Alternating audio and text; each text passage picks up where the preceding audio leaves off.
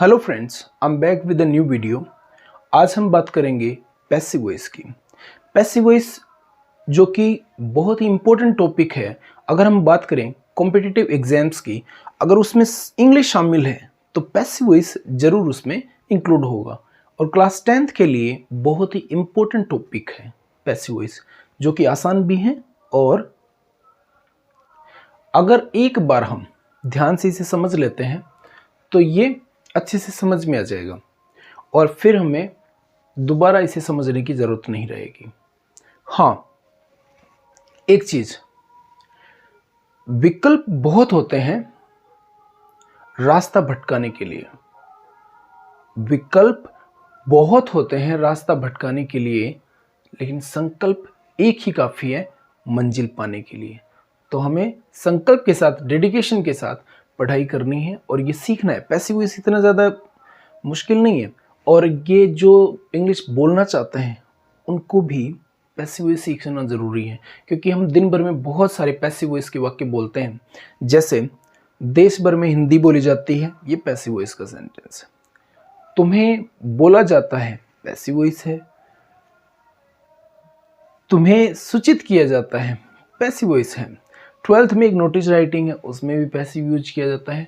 जो question answer किए जाते हैं बुक्स में, बहुत सारे पैसिव वॉइस के वाक्य आते हैं उसमें। तो इसके रूल्स आराम से समझ लो, फिर आपको सब कुछ अच्छे से समझ में आ जाएगा। चलो चलते हैं, पहले बात करते हैं एक्टिव और पैसिव वॉइस में अंतर क्या है। तो आज हम सीख रहे हैं एक्टिव पैसिव वॉइस।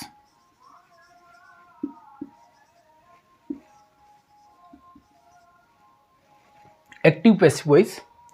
तो एक्टिव वॉइस क्या है और पैसिव वॉइस क्या है।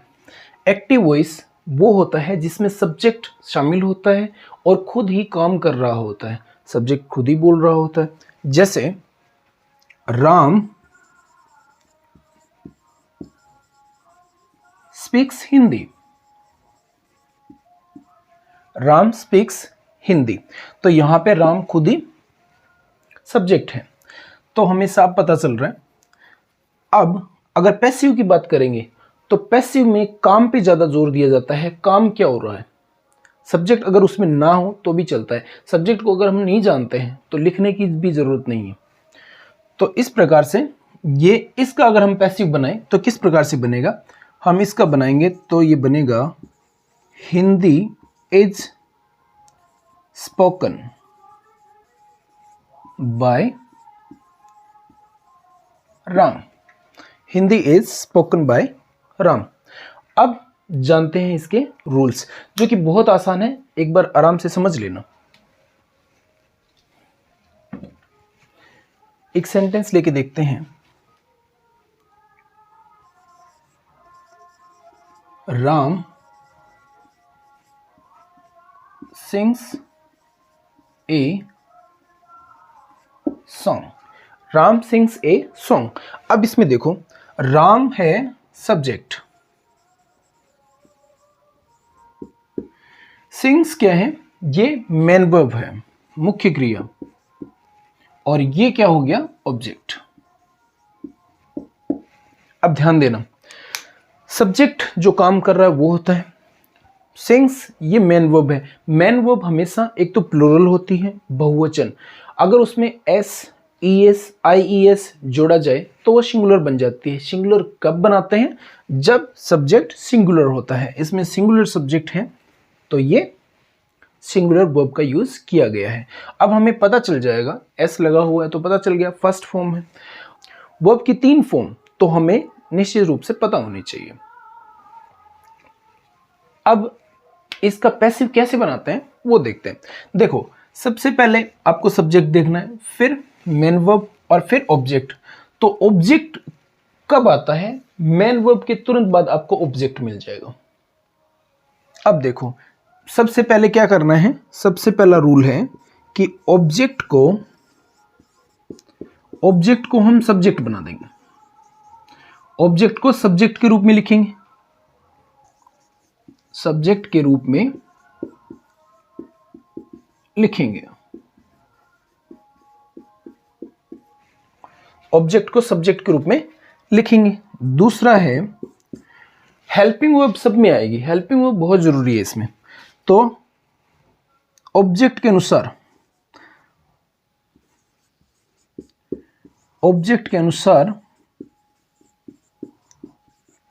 HV यानी हेल्पिंग वर्ब रखेंगे।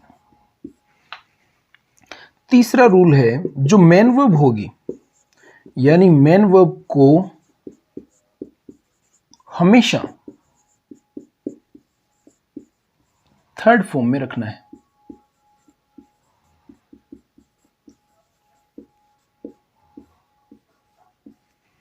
ठीक है। और चौथा रूल है, जो सब्जेक्ट होता है, जैसे राम सब्जेक्ट है, राम का हमें पता है सब्जेक्ट है, तो सब्जेक्ट को हम बाई लगाकर बाद में लिख देंगे। तो सब्जेक्ट को बाई लगाकर लिखेंगे।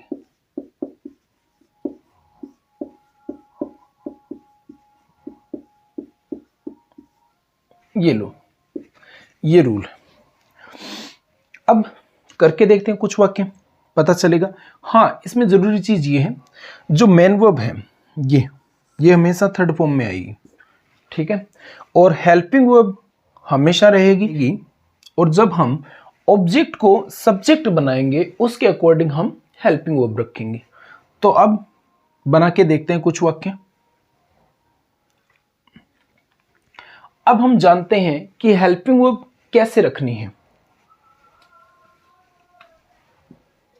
अब हम जानते हैं हेल्पिंग वर्ब के बारे में कि हेल्पिंग वर्ब कैसे रखनी है। तो सबसे पहले, जैसे मान लो फर्स्ट फॉर्म अगर हमें पता चले कि फर्स्ट फॉर्म आई है, तो फर्स्ट फॉर्म जब नजर आए तो हमें हेल्पिंग वर्ब यूज करनी है एच, आर और एम। अब एच, आर और एम कैसे यूज होंगे? जब हम ऑब्जेक्ट को सब्जेक्ट बनाएंगे तो उसके साथ यूज करना है, उनका पता करना है सिंगुलर है या प्लूरल है, तो उसके अकॉर्डिंग। तो इज हमेशा आता है, इज आएगा सिंगुलर के साथ, आर आएगा प्लूरल सब्जेक्ट के साथ, और एम जो है वो हमेशा आई के साथ आएगा। इस प्रकार से ये रहेंगे। अब मान लो अगर सेकंड फॉर्म हो, अगर सब्जेक्ट के बाद सेकंड फॉर्म हो, तो हम पैसिव बनाते समय हेल्पिंग वर्ब कौन सी यूज करेंगे? हम यूज करेंगे वॉज और वर। अब वॉज आता है सिंगुलर के साथ और वर आता है प्लूरल के साथ, लेकिन ध्यान रहे सिंगुलर आई को भी माना जाता है अगर बात पास्ट की हो रही है। तो आई के साथ क्या रहेगा? ध्यान रखना, आई के साथ भी वोज ही आता है, आई को भी हम सिंगुलर मानेंगे पास्ट में। ठीक है। अब चलते हैं, अब सेंटेंस बनाते हैं, समझ में आएगा। सैंडी टीचेस इंग्लिश, जैसे ये सेंटेंस है, तो हम क्या करेंगे? हम देखेंगे ये सब्जेक्ट है, ये मेन वर्ब है, ये क्या हो गया? ऑब्जेक्ट। तो ऑब्जेक्ट को सब्जेक्ट बना देंगे, तो ये हो गया इंग्लिश। ऑब्जेक्ट इंग्लिश क्या है? सिंगुलर। सिंगुलर है तो इसमें हेल्पिंग वर्ब कौन सी रखेंगे? इज। इज के बाद क्या करना है? मेन वर्ब लेके आनी है, वो भी थर्ड फॉर्म में। तो मेन वर्ब इसकी है टीच, तो हम इसकी थर्ड फॉर्म रखेंगे टॉट। ये हो गया इंग्लिश इज टॉट, इंग्लिश पढ़ाई जाती है। अब कौन पढ़ाता है? संदीप पढ़ाता है, तो बाय संदीप या सैंडी। ये लो, इस प्रकार से वाक्य बन गया। एक और देखते हैं। You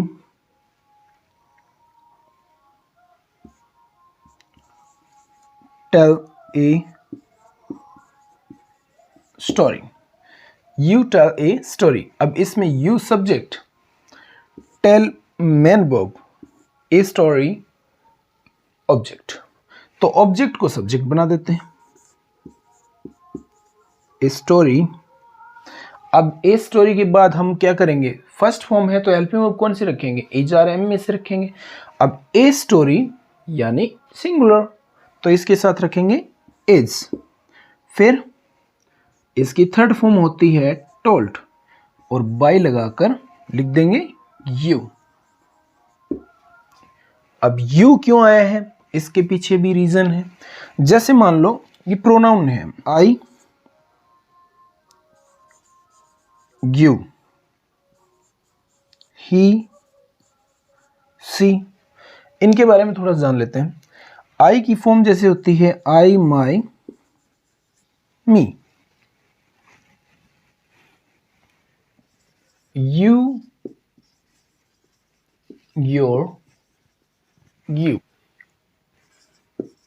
she, her, her. He, his, him.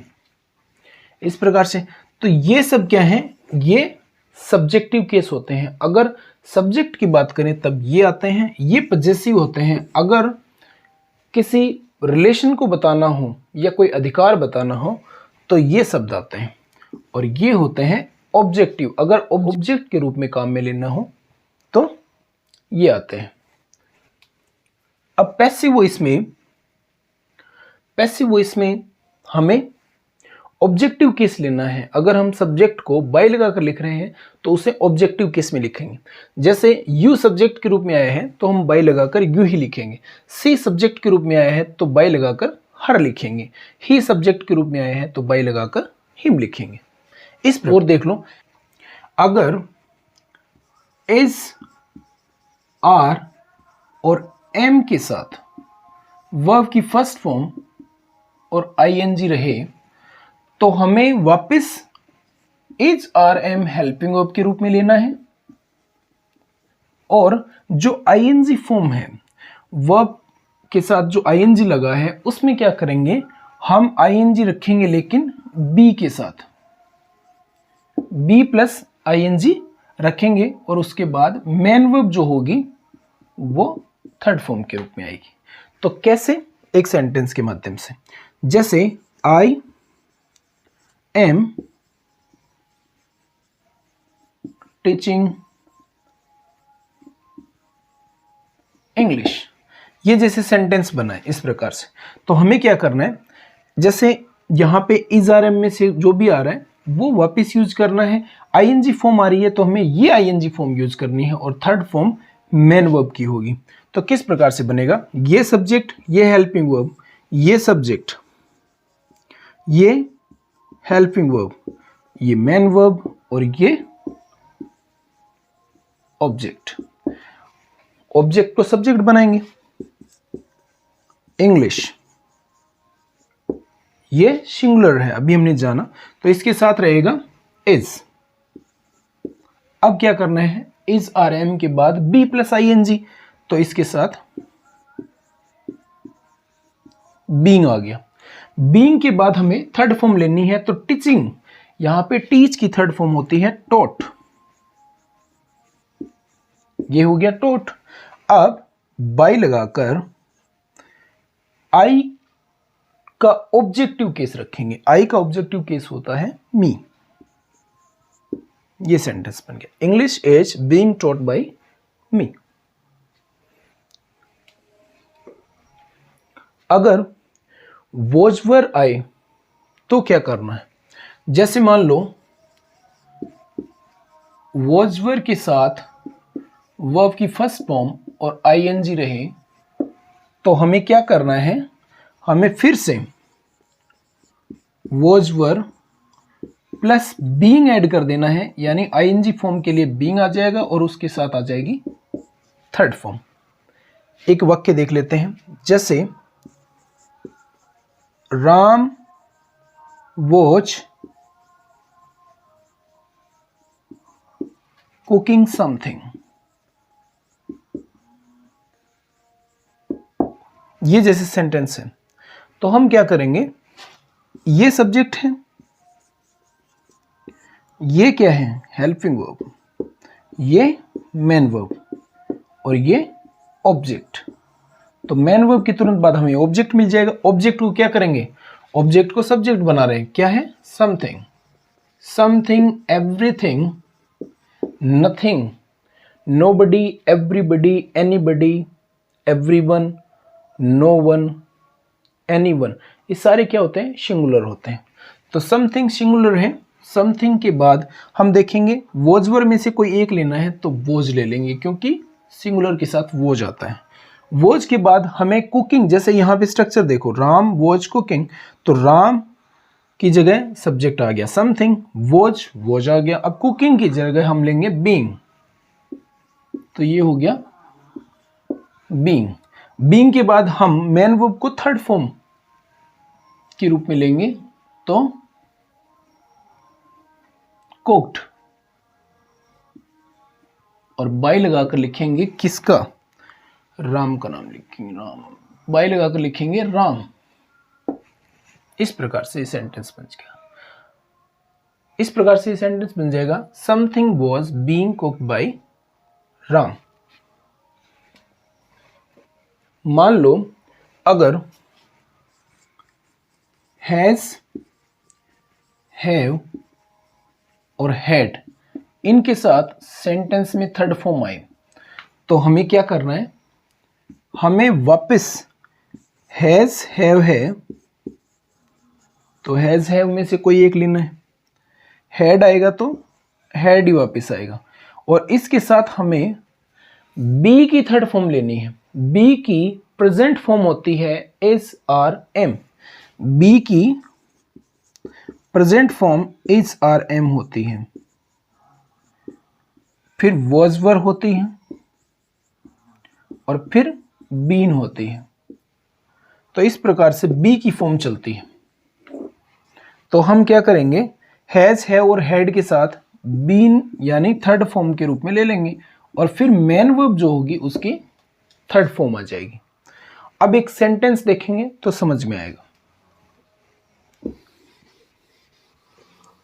आप चाहो तो लिख सकते हो, सी हैज सीन ए टाइगर। तो ये सेंटेंस है, इसमें ये सब्जेक्ट, ये हेल्पिंग वर्ब, ये मेन वर्ब और ये ऑब्जेक्ट। ऑब्जेक्ट से शुरुआत करेंगे तो ए टाइगर। अब हैज हैव में से देखना है कौन सा आएगा, तो ए टाइगर सिंगुलर है तो हम लिखेंगे हैज। अब इसके साथ बीन ऐड करेंगे, सीन थर्ड फॉर्म के रूप में आया है, a tiger has been seen by, she का क्या हो जाएगा objective case her, a tiger has been seen by her. तो इस प्रकार से ये सेंटेंस बन जाएगा। एक सेंटेंस और देखते हैं, Ram had caught the ball। ये जैसे सेंटेंस है तो इसमें फिर से देखो, राम सब्जेक्ट, हेल्पिंग वर्ब, ये सब्जेक्ट हो गया, ये हेल्पिंग वर्ब होगी, ये मेन वर्ब होगी और ये ऑब्जेक्ट हो गया। तो ऑब्जेक्ट को सब्जेक्ट बना देते हैं, द बॉल। अब हेड का वापस हेड ही आएगा। अब थर्ड फॉर्म बी की भी रहेगी तो पहले वो आएगी बीन, फिर कॉट और फिर बाई लगाकर इसका नाम वापस राम। इस प्रकार से इंग्लिश में लिमिटेड वर्ड्स होते हैं। जैसे मान लो हिंदी में आपने बोल दिया कि मुझे नहीं पता, तो यहाँ पे सब्जेक्ट मुझे है तो मुझे का भी आई बनेगा। मुझे नहीं पता, आई डोंट नो, ये बन गया। मैंने नहीं देखा, अभी मैंने शब्द आया है तो मैंने भी आई है। मैंने नहीं देखा, आई डिडंट सी। अब मैं यह पसंद नहीं करता, आई डोंट लाइक दिस। तो यहां पे आपको पता होना चाहिए कि तीनों सब्जेक्ट आई आए हैं। अब हिंदी में मैं भी हो गया, मुझे भी हो गया और मैंने भी हो गया। सब्जेक्ट के रूप में ये आए, लेकिन यहां पे इंग्लिश में सब्जेक्ट के रूप में आई ही आया। तो इस प्रकार से लिमिटेड वर्ड है, बहुत आसान है इंग्लिश। अगले वीडियो में हम पैसिव वॉइस की डिटेल से जानकारी लेंगे। हाँ, if life puts you in a difficult situation, don't say why me, just say try me. तो इस वीडियो में इतना ही। तब तक के लिए थैंक यू।